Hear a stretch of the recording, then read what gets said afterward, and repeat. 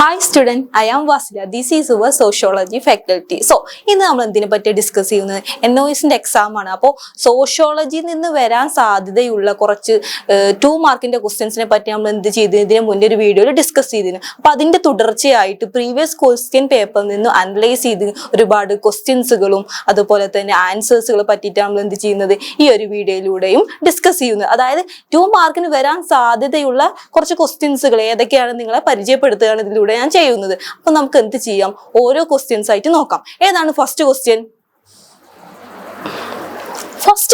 What is cultural lag? എന്താണ് cultural lag എന്ന് പറഞ്ഞാൽ? എന്താണ് കൾച്ചറൽ ലാഗ് എന്ന് പറഞ്ഞാൽ? കൾച്ചറൽ ലാഗ് എന്ന് പറഞ്ഞാൽ പുതുതലമുറയുമായി പൊരുത്തപ്പെടാൻ പഴയ തലമുറക്ക് പലപ്പോഴും കഴിയാതെ വരുന്ന അത്തരത്തിലുള്ള അവസ്ഥയെ അല്ലെങ്കിൽ അത്തരത്തിലുള്ള പ്രതിഭാസത്തെയാണ് എന്തെന്ന് അറിയപ്പെടുന്നത്?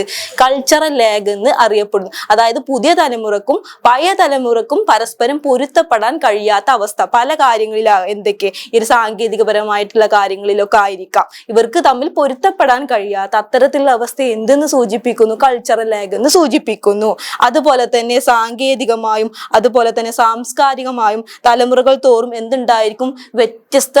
വ്യത്യസ്തതകൾ സർവ്വസാധാരണയാണ്. അതായത് നമ്മുടെ തലമുറ ആയാലും അവരുടെ തലമുറയും തമ്മിൽ എന്തുണ്ടായി പല കാര്യങ്ങളിലും എന്തുണ്ടായിരിക്കും? വ്യത്യാസങ്ങൾ ഉണ്ടായിരിക്കും. അത് തീർച്ചയായിട്ടും ഉണ്ടായിരിക്കും.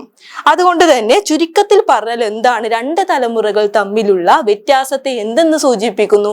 കൾച്ചറൽ ലാഗ് എന്ന് സൂചിപ്പിക്കുന്നു. അപ്പൊ കൾച്ചറൽ ലാഗ് എന്ന് പറഞ്ഞാൽ എന്താണ്? 2 തലമുറകൾ തമ്മിൽ, അതായത് പുതിയ തലമുറയും പഴയ തലമുറയും തമ്മിലുള്ള വ്യത്യാസത്തെയാണ് എന്തെന്ന് സൂചിപ്പിക്കുന്നത്? കൾച്ചറൽ ലാഗ് എന്നതുകൊണ്ട് ഉദ്ദേശിക്കുന്നത്. സെക്കൻഡ് ക്വസ്റ്റ്യൻ എന്താ നോക്കാം. നെക്സ്റ്റ് ക്വസ്റ്റ്യൻ എന്താണ്? Difference between norms and values. എന്താണ് നോംസ്, എന്താണ് വാല്യൂസ്? ഇവ തമ്മിലുള്ള ഡിഫറൻസ് എന്താണ് നമ്മൾ നോക്കുന്നത്. എന്താ നോംസ് എന്ന് പറഞ്ഞാൽ? എന്താ നോംസ് എന്ന് പറഞ്ഞാൽ ഒരു പ്രത്യേക ഗ്രൂപ്പിലെയോ സമൂഹത്തിലെയോ ഉള്ള പെരുമാറ്റത്തെ നയിക്കുകയും നിയന്ത്രിക്കുകയും ചെയ്യുന്ന സാമൂഹിക നിയമങ്ങളെയോ പ്രതീക്ഷകളെയാണ് എന്തെന്നറിയപ്പെടുന്നത്? മാനദണ്ഡങ്ങൾ എന്നതുകൊണ്ട് ഉദ്ദേശിക്കുന്നത്. അതായത് ഒരു പ്രത്യേക സാഹചര്യത്തിൽ ഒരു വ്യക്തി എപ്രകാരം പെരുമാറണമെന്ന് മനസ്സിലാക്കി കൊടുക്കുന്ന അത്തരത്തിലുള്ള ആ ഒരു ദിനെയാണ് എന്തെന്നറിയപ്പെടുന്നത്? മാനദണ്ഡങ്ങൾ എന്ന് ഉദ്ദേശിക്കുന്നത്. അതായത് ഒരു വ്യക്തി ഒരു സാഹചര്യത്തിനനുസരിച്ച്, സമൂഹത്തിൽ പലതരത്തിലുള്ള സാഹചര്യങ്ങൾ, ആ സാഹചര്യത്തിനൊക്കെ അനുസരിച്ച് എങ്ങനെ പെരുമാറണം, ഒരു മരണ വീട്ടിൽ ചെന്നാൽ എങ്ങനെ പെരുമാറണം, ഒരു വിവാഹം നടക്കുന്ന പ്രദേശത്ത് ആ ഒരു സ്ഥലത്ത് ഏത് രീതിയിൽ പെരുമാറണം എന്നൊക്കെ ആ വ്യക്തിയെ മനസ്സിലാക്കി കൊടുക്കുന്ന ഒന്നാണ് എന്ത്? ഈ ഒരു മാനദണ്ഡങ്ങൾ അഥവാ നോംസ് എന്നതുകൊണ്ട് ഉദ്ദേശിക്കുന്നത്. അപ്പൊ വാല്യൂസ് എന്താ? അപ്പൊ മൂല്യങ്ങൾ എന്ന് പറഞ്ഞാൽ എന്താ?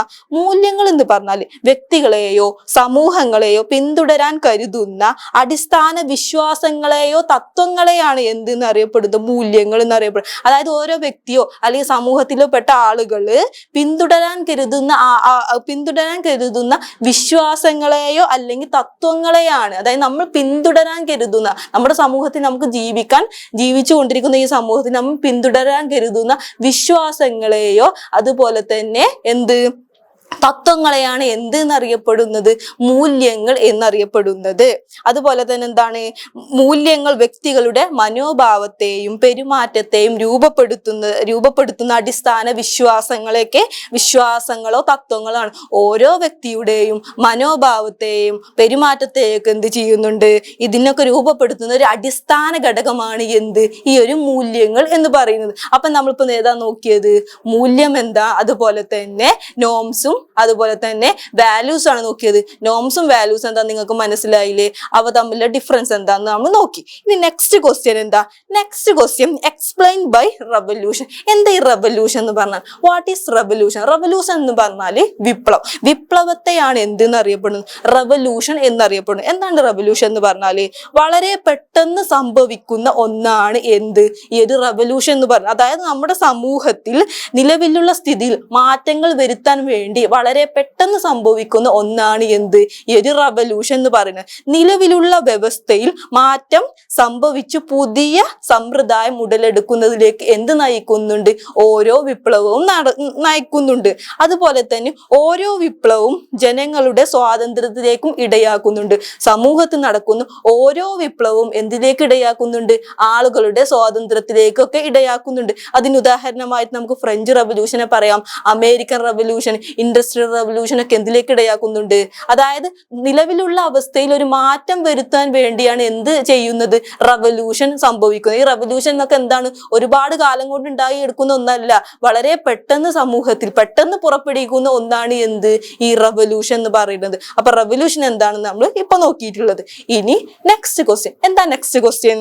Explain by assimilation. എന്താണ് ഈ അസിമിലേഷൻ എന്ന് പറഞ്ഞാൽ? അസിമിലേഷൻ എന്ന് പറഞ്ഞാൽ വ്യക്തികൾ സമൂഹത്തിന്റെ സാംസ്കാരിക മാനദണ്ഡങ്ങളും മൂല്യങ്ങളും പെരുമാറ്റങ്ങളും വിശ്വാസങ്ങൾ തുടങ്ങിയവ സൂചിപ്പിക്കുന്ന ഒന്നെയാണ് എന്ത്? അസിമിലേഷൻ എന്ന് പറയുന്നത്. അതായത് ഓരോ വ്യക്തികളും സമൂഹത്തിലുള്ള ഓരോ സാംസ്കാരികപരമായിട്ടുള്ള മാനദണ്ഡങ്ങളായാലും മൂല്യങ്ങളായാലും പെരുമാറ്റങ്ങളായാലും ഇവയെല്ലാം സ്വാംശീകരിക്കുക, ഇവയെല്ലാം സ്വീകരിക്കുന്നതിനെയാണ് എന്തെന്നറിയപ്പെടുന്നത്? അസിമിലേഷൻ എന്നറിയപ്പെടുന്നത്. അസിമിലേഷൻ എന്ന് പറഞ്ഞാൽ സ്വാംശീകരിക്കുക. അതായത് നമ്മൾ എന്ന് പറഞ്ഞാൽ മറ്റുള്ള സംസ്കാരത്തിൽ അടങ്ങിയിട്ടുള്ള ഓരോ കാര്യങ്ങളൊക്കെ എന്ത് ചെയ്യുക? സ്വീകരിക്കുക. സോഷ്യലൈസേഷൻ വഴിയാണ് നമ്മൾ എന്ത് ചെയ്യുന്നത്? ഓരോ കാര്യങ്ങളും സ്വീകരിക്കുന്നത്. ഈ സ്വീകരിച്ചെടുക്കുന്ന അത്തരത്തിൽ ആ ഒരു പ്രക്രിയയാണ് എന്ത് സൂചിപ്പിക്കുന്നത്? അസിമിലേഷൻ എന്നതുകൊണ്ട് സൂചിപ്പിക്കുന്നത്. അതുപോലെ തന്നെ ഒരു ഇടത്തു നിന്നും മറ്റൊരിടത്തേക്ക് നമ്മൾ കുടിയേറി പാർക്കും. അപ്പൊ കുടിയേറി പാർക്കുന്നതിലൂടെ ആ ഒരു പുതിയ പ്രദേശത്തുള്ള പല കാര്യങ്ങളും നമ്മൾ എന്ത് ചെയ്യുന്നത്? അവിടെയുള്ള സംസ്കാരമായാലും അവിടെയുള്ള പല സാഹചര്യത്തിലുള്ള ഓരോ കാര്യങ്ങളും നമ്മൾ എന്ത് ചെയ്യുന്നുണ്ട്? സ്വീകരിക്കുന്നുണ്ട്. അത്തരത്തിലുള്ള സ്വീകരിക്കുന്ന പ്രക്രിയയാണ് എന്തെന്ന് അറിയപ്പെടുന്നത്? അസിമിലേഷൻ അഥവാ സ്വാംശീകരണം എന്ന് അറിയപ്പെടുന്നത്. ഇനി എന്താ next question? Next question, what is poverty? എന്താണ് പോവർട്ടി? എന്താണ് ദാരിദ്ര്യം എന്ന് പറഞ്ഞാൽ? ദാരിദ്ര്യം എന്ന് പറഞ്ഞാൽ വരുമാനത്തിന്റെയോ അല്ലെങ്കിൽ കുറഞ്ഞ ജീവിത നിലവാരം പുലർത്തുന്നതിന് ആവശ്യമായ അടിസ്ഥാന ആവശ്യങ്ങളോ അതുപോലെ തന്നെ അടിസ്ഥാന ആവശ്യങ്ങളുടെ അഭാവത്തെയാണ് എന്തെന്നറിയപ്പെടുന്നത്? ദാരിദ്ര്യം എന്നതുകൊണ്ട് ഉദ്ദേശിക്കുന്നത്. അതായത് നമുക്ക് നമ്മുടെ ജീവിത നിലവാരം മുന്നോട്ട് കൊണ്ടുപോകാൻ കഴിയാത്ത രീതിയിലുള്ള ഒരു കുറഞ്ഞ ജീവിത നിലവാരം പോലും മുന്നോട്ട് കൊണ്ടുപോകാൻ കഴിയാത്ത രീതിയിൽ, അതായത് നമ്മുടെ അടിസ്ഥാന ആവശ്യങ്ങൾ നമുക്ക് നിറവേറ്റാൻ കഴിഞ്ഞിട്ടില്ലെങ്കിൽ അത്തരത്തിലുള്ള അവസ്ഥ എന്തെന്ന് സൂചിപ്പിക്കുന്നു? ദാരിദ്ര്യം അഥവാ പോവർട്ടി എന്ന് സൂചിപ്പിക്കുന്നു. പോവർട്ടി രണ്ട് തരത്തിലുണ്ട്. Poverty, two type of poverty. Poverty രണ്ട് തരത്തിലുണ്ട്. ഏതൊക്കെ? റിലേറ്റീവ് പോവർട്ടിയും അബ്സല്യൂട്ട് പോവർട്ടിയും. എന്താണ് ഈ ഒരു അബ്സല്യൂട്ട് പോവർട്ടി എന്ന് പറഞ്ഞത്? എന്താണ് അബ്സല്യൂട്ട് പോവർട്ടി എന്ന് പറഞ്ഞാൽ സമ്പൂർണ്ണ പോവർട്ടി. എന്താണ് ഈ സമ്പൂർണ്ണ പോവർട്ടി എന്നതുകൊണ്ട് ഉദ്ദേശിക്കുന്നത്? അതായത് വ്യക്തികൾക്കോ വീട്ടുകാർക്കോ മതിയായ ഭക്ഷണം, ശുദ്ധജലം, പാർപ്പിടം, ആരോഗ്യ സംരക്ഷണം എന്നിവ ഉൾപ്പെടെ ആജീവനാന്തത്തിനുള്ള അടിസ്ഥാന ആവശ്യങ്ങൾ ഇല്ലാത്ത, അതായത് ആവശ്യങ്ങൾ പോലും നിർവഹിക്കാൻ കഴിയാത്ത അത്തരത്തിലുള്ള രീതിയെയാണ് എന്തെന്ന് അറിയപ്പെടുന്നത്? ഈ ഒരു അബ്സല്യൂട്ട് പോവർട്ടി എന്നതുകൊണ്ട് ഉദ്ദേശിക്കുന്നത്. അതായത് നമ്മുടെ ഓരോ വ്യക്തി അവർക്ക് ബേസിക് ആയിട്ട് ചെയ്യേണ്ട കുറെ കാര്യങ്ങളുണ്ട്. ആ ബേസിക് നീഡ്സ് പോലും നമുക്ക് ഫുൾഫിൽ ചെയ്യാൻ, അത് സാറ്റിസ്ഫൈ ചെയ്യാൻ കഴിഞ്ഞിട്ടില്ലെങ്കിൽ അത്തരത്തിലുള്ള ആ ഒരു ദാരിദ്ര്യത്തെ എന്തെന്ന് സൂചിപ്പിക്കുന്നു? അതിനെ അബ്സല്യൂട്ട് പോവർട്ടി അഥവാ സമ്പൂർണ്ണ പോവർട്ടി എന്ന് സൂചിപ്പിക്കുന്നു. Relative poverty. എന്താണ് റിലേറ്റീവ് പോവർട്ടി? റിലേറ്റീവ് പോവർട്ടി എന്ന് പറഞ്ഞാൽ ആപേക്ഷിക ദാരിദ്ര്യം. എന്താണ് അതെന്ന് പറഞ്ഞാല് വ്യക്തികൾക്കോ കുടുംബങ്ങൾക്കോ അവരുടെ സമൂഹത്തിലുള്ള ശരാശരിയെ അപേക്ഷിച്ച് ഗണ്യമായ വരുമാനമോ ജീവിത നിലവാരമോ ഉള്ള അത്തരത്തിലുള്ള സാഹചര്യത്തെ എന്തെന്ന് സൂചിപ്പിക്കുന്നു? ആപേക്ഷിക ദാരിദ്ര്യം. അതായത് നമുക്ക് നമ്മുടെ അടിസ്ഥാന ആവശ്യങ്ങൾ നിറവേറ്റാൻ കഴിയുന്നുണ്ടെങ്കിൽ പോലും ആ ഒരു സമൂഹത്തെ അപേക്ഷിച്ച് നോക്കുകയാണെങ്കിൽ നമുക്ക് അത്തരത്തിൽ നല്ലൊരു ജീവിത നിലവാരം പുലർത്താൻ കഴിഞ്ഞിട്ടില്ലെങ്കിൽ അതിനെ എന്തെന്ന് സൂചിപ്പിക്കുന്നു? ആപേക്ഷിക ദാരിദ്ര്യം എന്ന് സൂചിപ്പിക്കുന്നു. അപ്പൊ പോവർട്ടിയെ കുറിച്ച് നമ്മൾ പറഞ്ഞു. പോവർട്ടിയുടെ രണ്ട് ടൈപ്പുകളും പറഞ്ഞു. അടുത്ത ക്വസ്റ്റ്യൻ ആണ് എന്ത്? വാട്ട് ഈസ് സാൻസ്ക്രിറ്റൈസേഷൻ അഥവാ സംസ്കൃതവൽക്കരണം. എന്താണ് സംസ്കൃതവൽക്കരണം എന്ന് പറഞ്ഞാല്?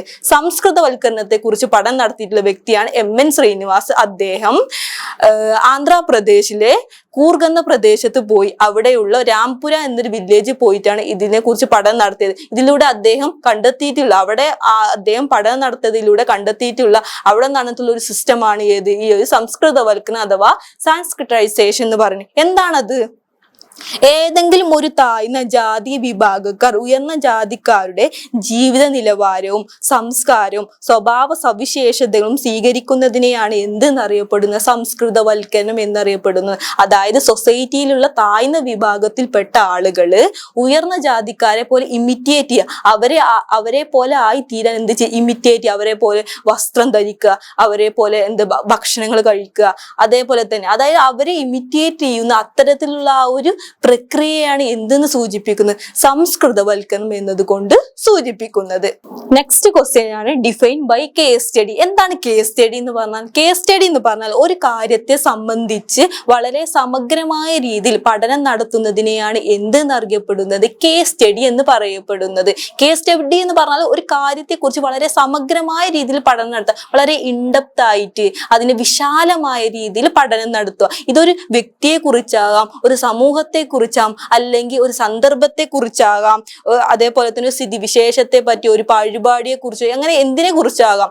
ഇവയെല്ലാം കുറിച്ച് എങ്ങനെയാണ് ഒരു സമഗ്രമായ രീതി, വളരെ വിശാലമായ രീതിയിൽ ആ ഒരു കാര്യത്തെ കുറിച്ച് പഠനം നടത്തുന്നതിനുള്ള അത്തരത്തിലുള്ള ആ ഒരു ടെക്നിക്കിനെയാണ് എന്തെന്നറിയപ്പെടുന്നത്? കേസ് സ്റ്റഡി എന്ന് പറയപ്പെടുന്നത്. അടുത്ത ക്വസ്റ്റ്യൻ എന്താണ്? നെക്സ്റ്റ് ക്വസ്റ്റ്യൻ ആണ് എന്ത്? What is stratification? എന്താണ് സ്ട്രാറ്റിഫിക്കേഷൻ? സ്ട്രാറ്റിഫിക്കേഷൻ എന്ന് പറഞ്ഞാൽ വർഗീകരണം. എന്താണ് വർഗീകരണം കൊണ്ട് ഉദ്ദേശിക്കുന്നത്?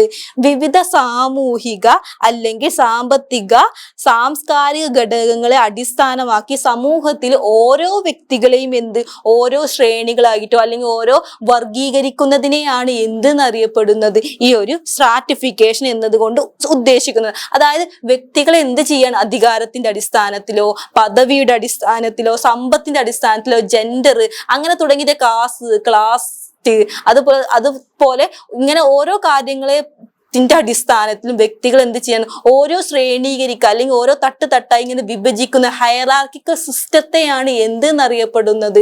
ഈ ഒരു സ്ട്രാറ്റിഫിക്കേഷൻ എന്നതുകൊണ്ട് ഉദ്ദേശിക്കുന്നത്. നമ്മുടെ ഈ ഒരു സൊസൈറ്റിയിൽ ഇപ്പോൾ കണ്ടുവരുന്ന ഒന്നാണ് ഒരുപാട് കാലങ്ങളായി കണ്ടുവരുന്ന ഒന്നാണ് ഈ ഒരു സ്ട്രാറ്റിഫിക്കേഷൻ സിസ്റ്റം എന്ന് പറയുന്നത്. നമ്മുടെ സൊസൈറ്റിയിൽ എല്ലാത്തിന്റെ അടിസ്ഥാനം, സമ്പത്തിന്റെ ആയാലും പദവിയുടെ ആയാലും ജെൻഡറിന്റെ ആയാലും ക്ലാസിന്റെ ആയാലും കാസ്റ്റ് അങ്ങനെ തുടങ്ങിയിട്ടുള്ള ഓരോ കാര്യത്തിന്റെ അടിസ്ഥാനം നമ്മുടെ സൊസൈറ്റി എന്തുണ്ട്? ഇത്തരത്തിലുള്ള ആളുകൾ എന്ത് ചെയ്തിട്ടുണ്ട്? വർഗീകരിച്ചിട്ടുണ്ട്. അപ്പൊ ഇത്തരത്തിലുള്ള ഈ ഒരു സിസ്റ്റത്തെ എന്തെന്ന് അറിയപ്പെടുന്നു? സ്ട്രാറ്റിഫിക്കേഷൻ എന്ന് അറിയപ്പെടുന്നു. നെക്സ്റ്റ് ക്വസ്റ്റ്യൻ ആണ് defined by socio economical problems related to population explosion. ഈ ജനസംഖ്യാ വിസ്ഫോടനം കൊണ്ട് സൊസൈറ്റിയിൽ ഉണ്ടാക്കിയിട്ടുള്ള സോഷ്യോ എക്കണോമിക്കൽ പ്രോബ്ലംസുകൾ എന്തൊക്കെയാണ് എന്നൊക്കെയാണ് പറയുന്നത്. അപ്പൊ ജനസംഖ്യാ വിസ്ഫോടനം എന്ന് പറഞ്ഞാൽ എന്താണ്? ജനസംഖ്യാ വിസ്ഫോടനം എന്നത് കുറഞ്ഞ കാലയളവിൽ ഒരു മനുഷ്യ ജനസംഖ്യയുടെ വലിപ്പത്തിലും അതുപോലെ തന്നെ സാന്ദ്രതയെയും വർദ്ധിപ്പിക്കുന്നതിനെ സൂചിപ്പിക്കുക. അതായത് ഒരു കുറഞ്ഞ കാലയളവിൽ ഇത്രത്തോളം ജനസംഖ്യ വർദ്ധിക്കുന്നുണ്ട്, ആ ഒരു ഇതിനെ സൂചിപ്പിക്കുന്ന ഒന്നാണ് ഈ ഒരു പോപ്പുലേഷൻ എക്സ്പ്ലോഷൻ എന്ന് പറയുന്നത്. അതായത് മരണനിരക്ക്, ജനന നിരക്ക് എന്ത് ചെയ്യാണ്? കൂടുകയും മരണനിരക്ക് കുറയുകയും ചെയ്യുന്ന ഇത്തരത്തിലുള്ള ഒരു ഇതിനെ, അതായത് എന്താണ്? ജനനനിരക്ക് മരണനിരക്കിനെ മറികടന്ന് ഇത് സംഭവിക്കും. ഇതൊരു ജനസംഖ്യയുടെ വർധനവിലേക്ക് എന്ത് ചെയ്യുന്നു? ഇടയാക്കുന്നു. അതായത് മരണനിരക്ക് എന്ത് ചെയ്യാൻ? കുറയുകയും ജനനനിരക്ക് കൂടുകയും ചെയ്യുമ്പോഴാണ് സൊസൈറ്റിയിൽ എന്ത് സംഭവിക്കുന്നത്? ഇത്തരത്തിലോളം അധികം ഓവർ പോപ്പുലേഷൻ ഉണ്ടാവും. ഈ ഒരു ഓവർ പോപ്പുലേഷനെയാണ് എന്തെന്ന് സൂചിപ്പിക്കുന്നത്? പോപ്പുലേഷൻ എക്സ്പ്ലോഷൻ അഥവാ ജനസംഖ്യ വിസ്ഫോടനം എന്നതുകൊണ്ട് ഉദ്ദേശിക്കും.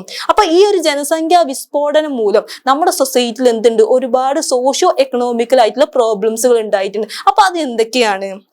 അതിൽ പെടുന്നതാണ് ഒന്ന് ഭക്ഷ്യപ്രതിസന്ധി. അതായത് ഭക്ഷണത്തിൽ നമുക്ക് എന്ത് ചെയ്യും? പ്രതിസന്ധി ഉണ്ടാവും. നമുക്ക് എല്ലാവർക്കും കൊടുക്കാനുള്ള റിസോഴ്സസ് നമുക്ക് എന്ത് ചെയ്യില്ല? ഇതിന്റെ ഫലമായിട്ട് ലഭിക്കില്ല. അത് വലിയൊരു സോഷ്യോ എക്കണോമിക്കൽ പ്രോബ്ലംസ് ആണ്. പിന്നെന്താണ്? പട്ടിണി ഒരുപാട് തരത്തിലുള്ള പട്ടിണി പ്രശ്നങ്ങളൊക്കെ ഇതിന്റെ ഫലമായിട്ട് എന്ത് ചെയ്യുന്നുണ്ട്? ഉണ്ടാവുന്നുണ്ട്. അതേപോലെ തന്നെ വീടുകൾ, പാർപ്പിട പ്രശ്നങ്ങൾ ഇതിന്റെ ഫലമായിട്ട് ഉണ്ടാവുന്നുണ്ട്. പിന്നെ രൂക്ഷമായ തൊഴിലില്ലായ്മയിലേക്കൊക്കെ, കാരണം ഇത്രയും ജനങ്ങൾ വർദ്ധിക്കുന്നതിന്റെ ഫലമായി എല്ലാവർക്കും എന്ത് ചെയ്യാം? നമ്മുടെ രാജ്യത്ത് തൊഴിൽ കൊടുക്കാൻ പറ്റുന്നില്ല. അപ്പൊ അത്തരത്തിലുള്ള പ്രശ്നങ്ങളൊക്കെ ഇതിലേക്ക് എന്ത് ചെയ്യുന്നു? ഇടയാക്കുന്നുണ്ട്. പിന്നെന്താണ്? അതുപോലെ തന്നെ ദാരിദ്ര്യത്തിലേക്ക് ഇടയാക്കുന്നുണ്ട്. ജലദൗർലഭ്യം, അതായത് വെള്ളം, ശുദ്ധജലം എല്ലാവർക്കും ലഭിക്കാത്ത അവസ്ഥ ഒക്കെ എന്ത് ചെയ്യുന്നുണ്ട്, ഇതിന്റെ ഫലമായി ലഭിക്കുന്നുണ്ട്. അപ്പൊ ഇതൊക്കെ എന്തിലേക്ക് ഇടയാക്കുന്ന ഒന്നാണ്? ഇത്രത്തോളം ഓവർ പോപ്പുലേഷൻ നമ്മുടെ സൊസൈറ്റിയിൽ ഉണ്ടാവുന്നതിന്റെ ഫലമായി ഇത്തരത്തിൽ ഒരുപാട് സോഷ്യോ എക്കണോമിക്കൽ പ്രോബ്ലംസ് നമ്മുടെ സൊസൈറ്റിയിൽ എന്ത് ഓരോ വ്യക്തികളും ഫേസ് ചെയ്യേണ്ടി വരും. അപ്പൊ ഇതാണ് ഇതിലൂടെ എന്ത് ചെയ്തിട്ടുള്ളത്, ഈ ഒരു ക്വസ്റ്റ്യനിലൂടെ നമ്മൾ ഡിസ്കസ് ചെയ്തിട്ടുള്ളത്. ഓക്കെ, അപ്പൊ ഇന്ന് നമ്മൾ ഇതിനെ പറ്റി ഡിസ്കസ് ചെയ്തില്ല. നമ്മൾ 2 മാർക്കിന് വരാൻ ചാൻസ് ഉള്ള ക്വസ്റ്റ്യൻസും ആൻസേഴ്സിനെ പറ്റി ഡിസ്കസ് ചെയ്തില്ല. അപ്പൊ എന്ത് ചെയ്യുക, എല്ലാവരും ഈ ഒരു ക്വസ്റ്റ്യൻ ആൻസേഴ്സും തീർച്ചയായിട്ടും പഠിക്കുക. വരാൻ ചാൻസ് ഉള്ള കുറച്ച് ക്വസ്റ്റ്യൻസും അതിന്റെ ആൻസേഴ്സുകളാണ്. അപ്പോൾ നിങ്ങൾ ഇത് എന്തായാലും പഠിക്കുക.